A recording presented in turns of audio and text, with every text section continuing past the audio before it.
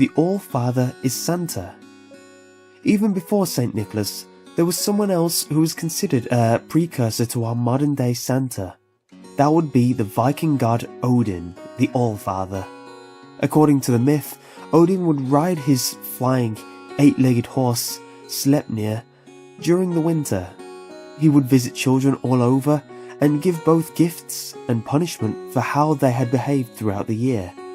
The children would leave their boots and stockings out filled with treats for Sleipnir. Santa Claus. Santa Claus was based on a real-life person, St. Nicholas of Myra. He is known by many names, such as Nicholas the Wonder Worker, or even Bishop St. Nicholas of Smyrna, I think. He lived during the 14th century and was born in Patara, modern-day Turkey. He is the most popular non-biblical saint throughout the world.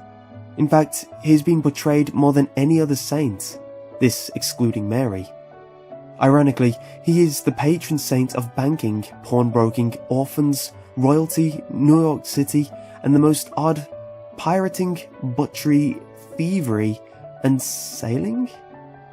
Can you see Santa Claus dressed as a pirate now? The only reason Santa Claus is red is because of the Coca-Cola company. In the 1930s, an artist was hired by Coca-Cola to draw a picture of Santa Claus to be used in an upcoming advertisement campaign for the company. The artist chose Coca-Cola's official colors, red and white, and that design is what most people imagine Santa Claus looks like ever since. Before all of this, his clothes was depicted in all kinds of different colors.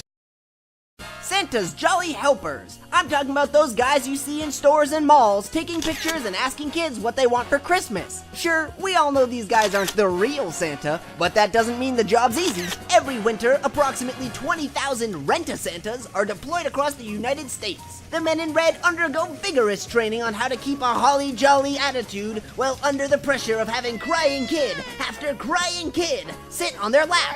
They also receive plenty of good practical advice, like not accepting money from parents while children are looking, and avoiding smelly foods like garlic, onions, or beans.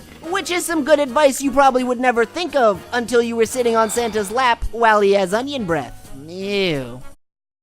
Today, there's roughly 2 billion children in the world, give or take, and about 378 million of those children are Christian. So if we consider that, as well as presume there's at least one good child in every household, and to be able to deliver all packages given and received on Christmas, he, Rudolph, and the rest of the pack would have to travel at a relaxing cruising speed of 1,000 kilometers per second, visiting over 800 homes per second in the process. This is to say that for each Christian household with good children, Santa has about 1,000 of a second to park, hop out of his sleigh, jump down the chimney, fill the stockings, distribute the presents under the tree, eat whatever snacks have been left, get the fuck out of there and move on to the next house. But not only that, if we go easy on him and say that each present only weighs roughly 1 kilo, the sleigh will have to carry about 350,000 tons of presents. 350,000 tons traveling at 1,000 kilometers per second creates enormous air resistance. This will heat the reindeer shop in the same fashion as spacecraft re-entering the Earth's atmosphere. The reindeer in the lead will absorb 14 quintillion joules of energy